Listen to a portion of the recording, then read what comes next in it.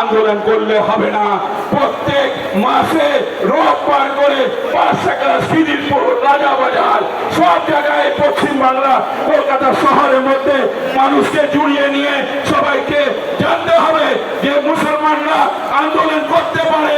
দেখুন আপনারা এই ওয়াকফ বিল রিজেক্ট করার জন্য যারা চাষি, যারা ফার্মার, তারা এই বিলটা রিজেক্ট করেছিল, আন্দোলন করেছিল, তাদের ব্যাকফুটের মধ্যে বিজেপিকে যেতে হয়েছে।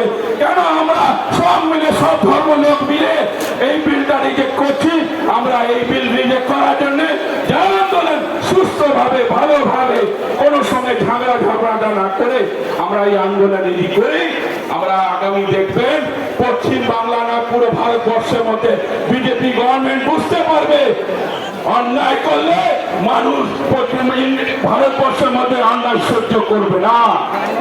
আপনাদেরকে সকালে ধন্যবাদ জানাই। আপনারা সকাল বাড়ি থেকে বেরিয়েছে, এখন 2টো বাজে আমরা বক্তব্য শেষ করব, সেটাই বলে আমার নিজের কথা শেষ করছি। সিদ্দিকুল্লাহ সাহেব যেভাবে কথা বলছেন, আমি সবাইকে ধন্যবাদ জানিয়ে আমার এই ওয়াকফ বিলটা রিজেক্ট করতে হবে, রিজেক্ট করতে হবে, রিজেক্ট করতে হবে।